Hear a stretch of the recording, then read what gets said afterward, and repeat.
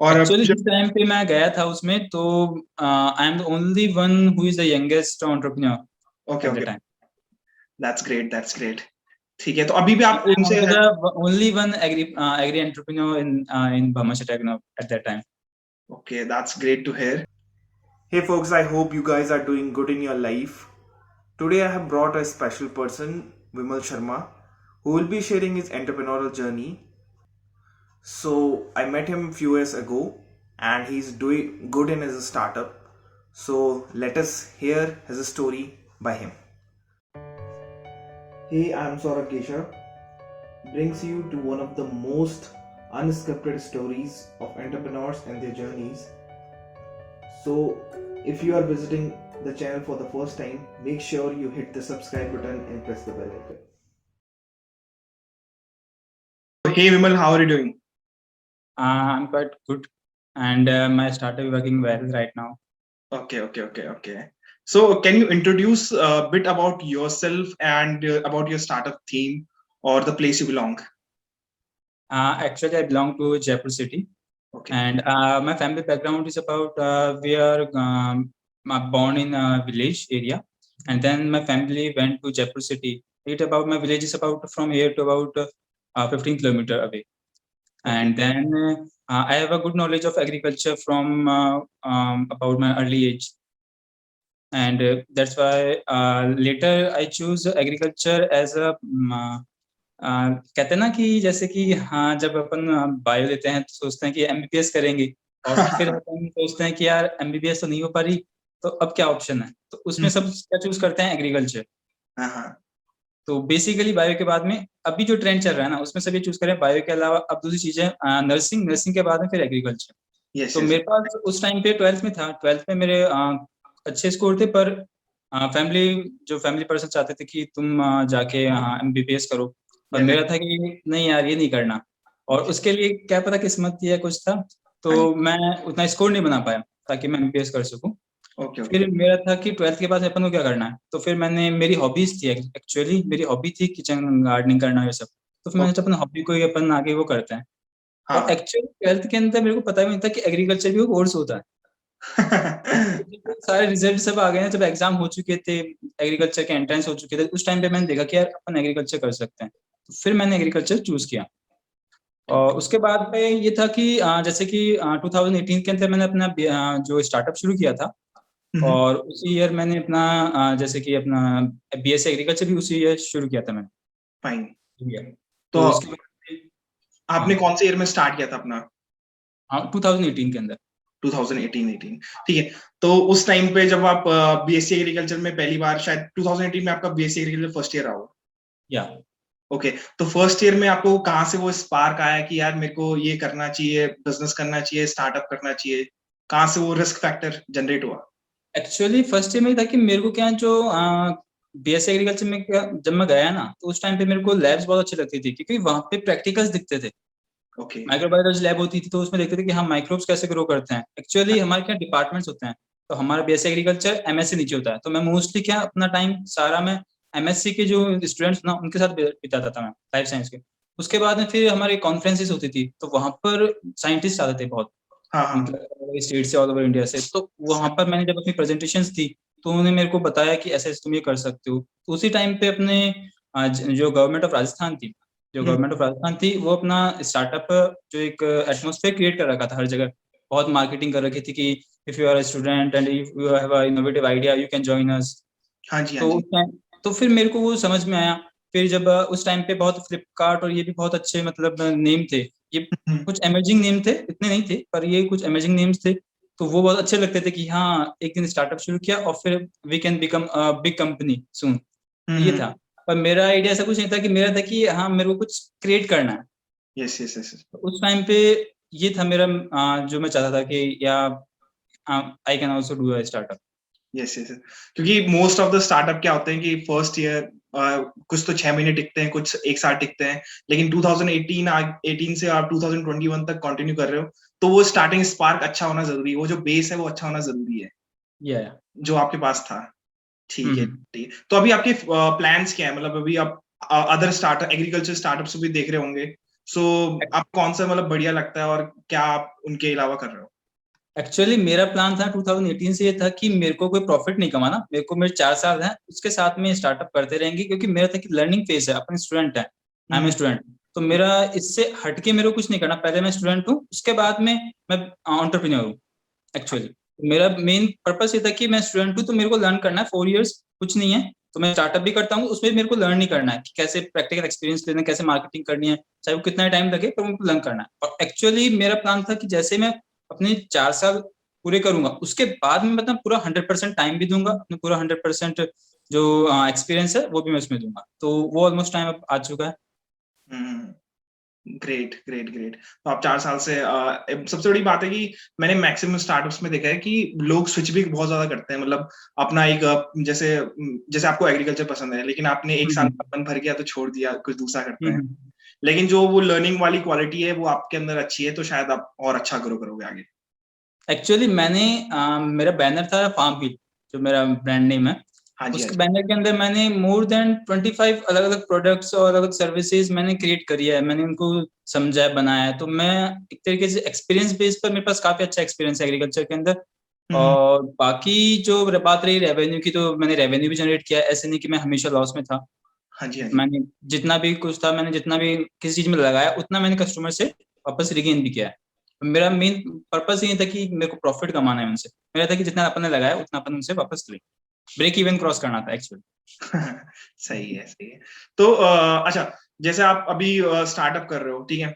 तो हाँ, बहुत बारी ऐसा होता है कि रिग्रेट फील होता है कि यार मैं कुछ और करना चाहिए था। तो वो मतलब कुछ ऐसे मोमेंट्स होते हैं कि जहाँ पे आपको लगता है कि यार मैं जो कर रहा हूँ वो सही है। फाइनली कि ठीक है यार, अगर मैं ये नहीं कर रहा होता तो मुझे बहुत ज़्यादा रिग्रेट होता। तो ऐसी मतलब क्या आपको साथ स्टार्टअप्स में आपको क्या बेस्ट लगता है कि आपको लगता है कि यार मेरे को करते रहना चाहिए? एक्चुअली मेरा एक तो फैमिली बैकग्राउंड भी डिपेंड करता है कि अपनी सोच क्या है उस टाइम, क्योंकि अपना फैमिली प्रेशर रहता है कि अगर अपन मिडिल क्लास है तो फैमिली प्रेशर रहता है कि अपन को कुछ ना कुछ अर्निंग करना है। मेरे पास फैमिली बैकग्राउंड ठीक ठाक है, मतलब कंपेरेटिवली, तो मेरे को इतना नहीं करना कि हाँ मेरे को पेरेंट्स के लिए कुछ करना है, कि अपन को अर्न करना है या कुछ, इतना कोई फैमिली प्रेशर नहीं है अपने पास कि हाँ तुम कुछ भी करो और अच्छा करो, ये है। तो ठीक। उस वजह से कह सकते हैं कि मेरे पास इतना कोई प्रेशर नहीं था कि या सोच दिमाग में नहीं आया कि यार अपन ये नहीं कर पाएंगे तो क्या होगा, या फिर ये नहीं कर पाएंगे, एकदम फ्री माइंड था एक तरीके से कह सकते हैं, और ये रहना चाहिए अगर अपन कुछ क्रिएट कर रहे हैं, अगर एक रिसर्च पर्पज से अपन वर्क कर रहे हैं तो। Yes, yes, yes, yes. तो अभी आपकी टीम वगैरह है, फार्म मिल की टीम? हाँ है ना मेरे पास, एक्चुअली टीम के अंदर मेरे फ्रेंड्स हैं ओके, मेनली तो, ओके, ओके, और ओके। बेसिकली मैं लेबर्स और ये हायर करता हूँ वर्क बेसिस पर, हुँ, वो। इस तरीके से काम चल रहा है। ठीक, हाँ, ठीक है, ठीक है। तो कोविड को एज़ एन अपॉर्च्युनिटी आप ले रहे हो, काम कर रहे हो उस पे? क्योंकि हाँ कोविड बहुत को ऐसे सारे अपॉर्चुनिटी ले सकते हैं। ओके, बहुत अभी सारे लॉस, मतलब डिमेरिट्स भी है, मेरिट्स भी है। अभी जैसे कि मेरा वर्क देखें तो मैं अभी किचन गार्डनिंग का वर्क कर, मतलब मेरा स्टार्टअप है, तो ओके, उसके अंदर मैं नए कस्टमर्स नहीं बना सकता अभी 2-3 महीने तक, क्योंकि वो फिजिकली जाना होगा, प्रेजेंट उनको बताना होगा कि ये हमारी चीजें हैं या फिर ये, और फिर एक तरीके से भी सब कुछ बंद है, जो एसेंशियल्स है वही अभी चालू है। ओके, पर ओके। अगर मेरिट्स की बात करें इसी के अंदर, तो अपॉर्चुनिटीज ये है कि अभी जितने भी एग्रीकल्चर जो प्रोडक्ट्स हैं वो सारे बंद हैं, क्योंकि कोई भी खरीद नहीं सकता easily, yes, yes. Except Flipkart, Amazon और ये। तो ये मैं लोकल मार्केट के अंदर अपना एक नया बिजनेस क्रिएट कर सकता हूँ कि मैं यहाँ पर इनको सर्विसेज दे सकता हूँ, प्रोडक्ट दे सकता हूँ, सर्विसेज नहीं प्रोडक्ट्स ओनली, कि ओके, किसी को सीड्स चाहिए हैं या कुछ फर्टिलाइजर चाहिए, कुछ भी चाहिए सिटीज के अंदर, तो मैं इजीली अपने जो भी अपने अपन डंस जो बोलते हैं, तो वो सप्लाई होता है, उसके हुँ। हेल्प से मैं अपना खुद का बिजनेस क्रिएट कर सकता हूँ बहुत कम टाइम के अंदर, तो ये आप अपॉर्चुनिटी है। ये एक टाइम में आपको ब्रांड बनाने का मौका है, अगर हाँ, यूज़ कर सकते हो तो। हाँ, yes, yes, yes, yes, yes. ठीक। और इसके अलावा आप जो स्टार्टअप कर रहे हो अभी, आपको कोई फंडिंग वगैरह मिली है इसकी?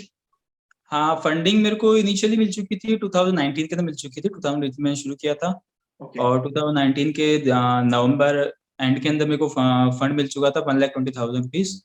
फाइन। हाँ, ये फंड आपको कहाँ से मिला था 1,20,000? ये सेम गवर्नमेंट ऑफ राजस्थान से भामाशाह टेक्नो हब, जो पूरा उनका इंक्यूबेशन सेंटर है। ओके, जो ऑडियंस है शायद उनको स्टार्टअप भामसा के बारे में नहीं पता होगा। हमारी तो मुलाकात वहीं हुई थी। हाँ, हाँ। तो आप उनको एक्चुअली थोड़ा बता सकते हो स्टार्टअप भामसा के बारे में? भामाशाह स्टार्टअप, भामाशाह एक मतलब ब्रांड नेम होता है, I start, government of Rajasthan का ब्रांड नेम है आई स्टार्ट। इसके अंदर इंक्यूबेशन सेंटर्स होते हैं, जैसे जयपुर के अंदर भामाशाह टेक्नो हब था, उदयपुर के अंदर एक है, कोटा के अंदर एक है, तो वहाँ पे अलग अलग नेम्स हैं, उदयपुर सेंटर और ये ऐसे। ओके। तो ये सेंटर्स होते हैं, इंक्यूबेशन प्रोवाइड करवाते हैं। जैसे कि अपने कहते हैं ना कि एक एग होता है तो उसको एक इंक्यूबेटर के अंदर रखते हैं, जी जी। तो वैसे ही ये इंक्यूबेशन सेंटर्स होते हैं जो न्यू एंटरप्रेन्योर्स होते हैं, स्टूडेंट होते हैं, कोई आउट ऑफ फील्ड का पर्सन होता है जो भी आउट ऑफ बिजनेस सेगमेंट, तो हाँ जी। उसको कैसे अपन ये सारी चीजें, मतलब उसको एक स्टेप बाय स्टेप उसको बिजनेस क्रिएट करना हो, तो ये एक इंक्यूबेशन सेंटर होता है जो सारी कंडीशंस फैसिलिटीज उनको प्रोवाइड करवाता है, favourable conditions. Okay great. So आपने गवर्नमेंट ऑफ राजस्थान से हेल्प वगैरह ली है? हाँ, सही है। और अब एक्चुअली जो जिस टाइम पे मैं गया था उसमें, तो I am the only one who is the youngest entrepreneur okay at the okay, time. That's great that's great. ठीक है, तो अभी भी आप I'm उनसे also the only one agri entrepreneur in Bhamashta Techno at that time. Okay that's great to hear. So अभी अभी भी आप स्टार्टअप भामसा से जुड़े हो? Yeah. Okay fine. सो अभी भी आपको मतलब जैसे मंथली फंड्स वगैरह मिलते हैं for Mhm. Operation agriculture, Right. जो आपका बिजनेस है उसका? Actually, they provide us office spaces and free Wi-Fi. Everything is all free. Okay okay okay fine. So आपको क्या लगता है कि जो स्टार्टअप्स वगैरह होते हैं वो अभी जो बहुत सारे लोग सोच रहे हैं स्टार्टअप्स को आइडियाज को एग्जीक्यूट करने के लिए, लेकिन कहीं ना कहीं Mhm. डर होता है, तो आपको क्या लगता है आपके पर्सपेक्टिव से कि स्टार्टअप्स इजी जॉब है, हार्ड जॉब है, कैसा है? एक तो रहता है कि अपन जिद्दी हो, अगर यस। आप स्टार्टअप शुरू कर रहे हो, एक जिद्दी हो, और फिर कुछ चीजें रहती है जो बहुत इंपॉर्टेंट होती है कि अगर अपन कुछ क्रिएट कर रहे हैं, तो जी। इसमें सबसे बेसिक होता है अपना आइडिएशन। अपन आइडिया एकदम रिफाइन करें, ये नहीं है कि कुछ भी लगा अपन ने उसको किया, नहीं, उस पर रिसर्च होनी चाहिए सबसे पहले। अपन ने कुछ भी प्रोडक्ट का, अगर मैं ये प्रोडक्ट देना है या सर्विस देनी है, तो उसके लिए पूरा डिजाइन थिंकिंग बोलते हैं, एक प्रोसेस होता है डिजाइन थिंकिंग, सबसे बेसिक। तो हम्म। वो चीज बहुत इंपॉर्टेंट होती है, डिजाइन थिंकिंग से ही हम ये पता लगा सकते हैं कि ये चीज मार्केट में चलेगी या नहीं चलेगी, ये प्रोडक्ट चलेगा या सर्विस चलेगी या नहीं चलेगी। तो ये सबसे बेसिक होता है। और इसके बाद में आता है कि हाँ, ये रिफाइन कर लिया कि ये अपना आइडिया है। उसके बाद में होता है कि पूरी टीम होना, टीम के साथ एक पूरा मेंटरशिप मिलना, एक प्रॉपर मेंटर जो मिलते हैं, ऐसा टीचर वर्क करते हैं या फिर ऐसे प्रोफेशनल्स होते हैं जो अपने गाइड करते हैं, और जी। एक पूरा एटमोसफेयर मिलना, और पूरा मतलब पूरी गाइडेंस एक प्रॉपर मिलती है ना, तो कोई भी स्टार्टअप इजीली वर्क कर सकता है, अब स्टेप बाय स्टेप रन करें। यस यस, मैंने कहीं पे पढ़ा था कि it's not important to connect the dots, it's very important to how do you connect the dots. वो डिजाइन जो है वो बनना जरूरी हाँ, है। आइडिएशन, जैसे आपने कहा कि आइडिएशन स्टेज जरूरी है, लेकिन उसको रीडिजाइन करना बहुत जरूरी है, उसी से स्टार्टअप चलता है। या क्योंकि मैंने जो आइडिएशन के बारे में सुना था, मेरे को ये इन्फॉर्मेशन नहीं थी, मेरे को ये इन्फॉर्मेशन मिली थी एक साल के बाद। तो मैंने ओके। सोचा ये तो काफी इंपॉर्टेंट वो था, इससे हम कितना टाइम बचा सकते थे। इससे हमको जाके प्रोडक्ट टेस्ट नहीं करना था, पहले अपन इस पे रिसर्च करते कि इंडिविजुअल जो कंज्यूमर्स है उनसे जाके फेस टू फेस अपन उनसे पूछते आपको क्या पसंद है क्या नहीं है, उनका पूरा डिजाइन थिंकिंग करना, उनकी मेंटलिटी क्या है, उनको क्या चाहिए क्या नहीं चाहिए।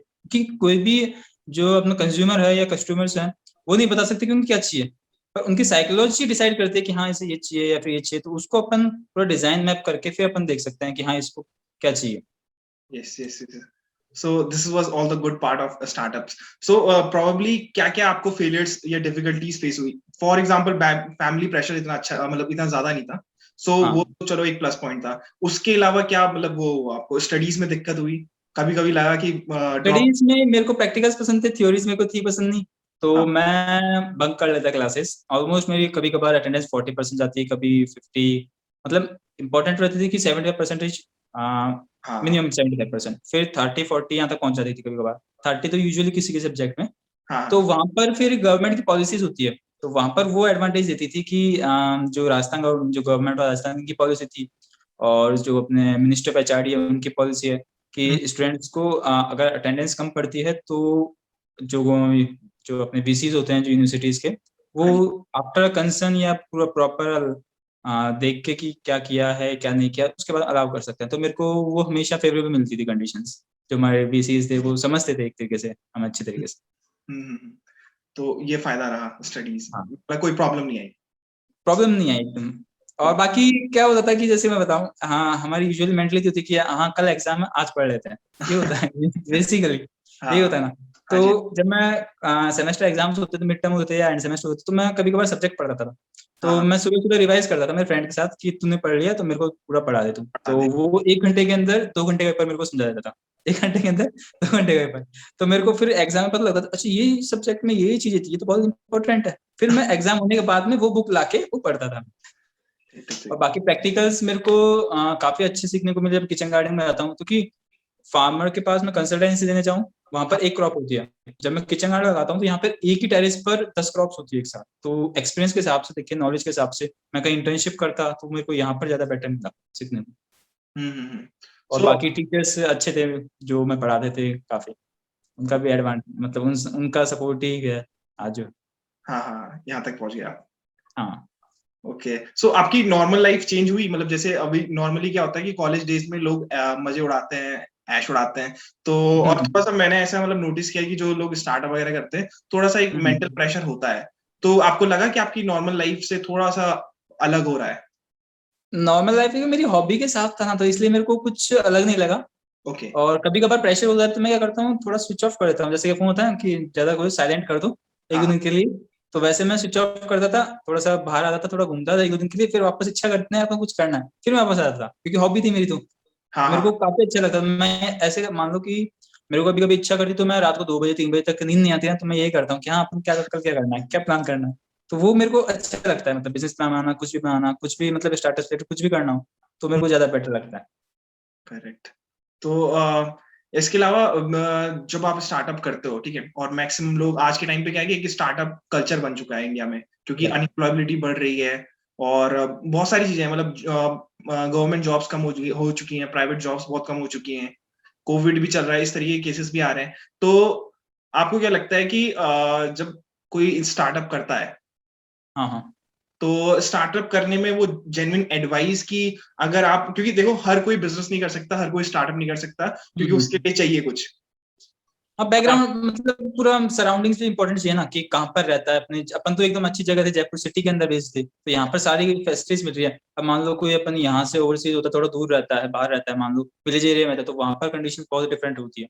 हाँ हाँ वहाँ पर हाँ। मार्केट नहीं होता, कोई मेंटरशिप नहीं मिलती है, कोई इंक्यूबेशन सेंटर नहीं है, तो वो सही। बहुत हार्ड होता है। तो एक और अगर कोई लोकेशन। बाहर से भी आए तो उसको फिर रहने के लिए अलग से मतलब जो भी अपने क्या बोलते हैं अपन, हॉस्टल फैसिलिटी चाहिए, और फिर उसको अलग से फाइनेंस चाहिए स्टार्टअप इन्वेस्ट करने के लिए सब। हाँ हाँ। सो मेरा ये क्वेश्चन था कि एक तो जैसे आप ही आपने बताया कि एक तो लोकेशन बहुत इंपॉर्टेंट है किसी या भी स्टार्टअप के लिए, कि विलेज एरिया है, किस तरीके से मेंटर्स हैं, किस तरीके से लोग आपके आसपास हैं, उससे बहुत फर्क पड़ता है एनवायरनमेंट से। दूसरा हम्म आपने कहा कि फंडिंग होना थोड़ा बहुत जरूरी है। फंडिंग चाहिए चाहिए ना, वो तो एक मतलब कहते हैं ना ब्लड है, जैसे कि बॉडी के लिए ब्लड चाहिए ना, तो उसके लिए जैसे फंडिंग चाहिए स्टार्टअप के लिए। हाँ हाँ, तो जैसे आपको तो गवर्नमेंट ऑफ राजस्थान से मिल गई थी, उसके अलावा क्या क्या फंडिंग के सोर्स हो सकते हैं? इनिशियल सीड फंडिंग जिसे कहते हैं, या इनिशियल जो होता है। इनिशियल्स में अपन को फंडिंग जैसे कि कहते हैं फ्रेंड्स, फैमिली, ये बोलते हैं कि इनको अपन जल्दी बेवकूफ बना सकते हैं, तो ये अपन को जल्दी फंडिंग दे सकते हैं इमोशनली या कैसे भी करके। नहीं, ये कहा जाता है कि हाँ अगर, क्योंकि सीड फंडिंग बहुत कम होती है, ऐसा नहीं होता कि अपन को बहुत लैक्स में चाहिए होता है अमाउंट। हाँ अपन को हाँ। इतना चाहिए होता है कि अपन पहले अपना प्रोडक्ट निकाल सकते, सबसे पहला प्रोडक्ट मतलब कुछ एक प्रोटोटाइप बोल रहे हैं अपन, तो अपन करेक्ट। निकाल सकते हैं। इसमें अपन फ्रेंड्स को ले सकते हैं, फैमिली ले सकते हैं, रिलेटिव्स ले सकते हैं। फिर आता है सीड फंडिंग्स के लिए एंजल इन्वेस्टर्स होते हैं। हम्म। एंजल इन्वेस्टर्स जैसे कि सीड फंडिंग के लिए होते हैं कुछ। और फिर एक आता है अपने लेटर स्टेज के अंदर, जो ओके। अपने इंडियन एंजल नेटवर्क, और एक जो बाकी एक स्मॉल एंजल नेटवर्क होता है, एक बड़ा वाला होता है। तो स्मॉल में तो अपने एंजल नेटवर्क बोलते हैं सीड फंडिंग के लिए। तो हम्म। उसमें इजीली उनका जो साइकोलॉजी इतना है, उनको पता होता है कि मैं 10 में इन्वेस्ट करूंगा अभी, और इनमें से एक ही चलेगा, जो इन्वेस्टर्स होते हैं। और वो उनके अंदर भी वो देखते हैं कि 10 वो कौन से हैं हाँ। मैं इन्वेस्ट कर सकता हूँ। तो इंजन इन्वेस्ट जो अपने राजस्थान के अंदर है, राजस्थान इंजन नेटवर्क है यहाँ पे। ओके। और जिसको अपन रेन बोलते हैं, हाँ हाँ। आ गया। करेक्ट। और बाकी भामाशाह टेक्नोप का था, इनकी भी अलग अलग स्कीम्स होती है, मतलब स्कीम के अंदर ही होता है, गवर्नमेंट का प्रोजेक्ट है तो सारी स्कीम्स होती है इनकी। तो हम्म। इसी में होता है सस्टेनेंस अलावेंस होता है, और मार्केटिंग अलावेंस होता है, और फिर होता है इक्विटी बेस भी है इनके पास। ओके। इक्विटी बेस का अभी तक मैंने देखा नहीं है, या तो हुआ है अब तक, पता नहीं है अप्रोच। हाँ, कुछ हाँ, वो। तो ये अलग अलग स्टेजेस पर होता है, तो जैसे जैसे फंड चाहिए होता है ना, ये हम्म। अपने को क्या फंड तो अपने आप मिल जाएगा। अपने को है कि अपना जो मेन प्रॉपर जो अपना आइडिया है वो क्या है, अपना ये एकदम प्रैक्टिकल दिखाना पड़ेगा। जो भी अपने इन्वेस्टर्स के पास जा रहे हैं, उनको अगर अपने रिजल्ट दिखा देना कि ये मेरा प्रोडक्ट है, मैंने इतनों को सेल किया, इतनी पॉजिटिव ग्रोथ आई है, चाहे ओके। वो 2 को ही दिखा दूं, हम्म। तो वो फिर सोचता है कि जो इन्वेस्टर्स हैं वो सोचते हैं कि हाँ यार कुछ ना कुछ तो है। तो ये बेटर है मतलब, इस तरीके से सिस्टमेटिक तरीके से अपन करते हैं तो वो बेटर है। एक पायलट प्रोजेक्ट होना जरूरी है। हाँ, पायलट होना जरूरी, क्योंकि कहते हैं ना एक छोटा सा अपन घर पे बैठ के, अगर मान लो टी बैग भी है, मान लो अपन को नई चाय बनानी है, मतलब हाँ, एक काढ़ा है तो अपन को टी बैग में काढ़ा बनाना है, तो अपन ये थोड़ी कि पूरी मशीनरी डाल देंगे कि मैं नया काढ़ा ये बनाऊंगा। तो रिसर्च तो अपन छोटी जगह से कर सकते हैं कि हाँ ये 4 कॉम्बिनेशन लिए, टी बैग लिया, उसको खोला, उसमें अपन ने अपना मतलब बनाया, डाला, फिर हाँ, अपन लेके बना के 10 लोगों को बता सकते हैं कि आप टेस्ट करिए कैसा लग रहा है। वो वहाँ पर अगर पॉजिटिव रिजल्ट आते हैं तो अपन लेवल 2 पे जाएंगे कि हाँ यार ये तो अपन फिर और लार्ज स्केल पे अपन डिजाइन थिंकिंग के लिए जैसे मैंने बताया था, तो वहाँ पर अपन लोगों को टेस्ट करवाएंगे। ओके, तो वो फाइन। सारा प्रोसेस है, फिर अपन उसके बाद अपन इंडस्ट्री एस्टेब्लिश कर सकते हैं, माइक्रो, स्मॉल और फिर लार्ज।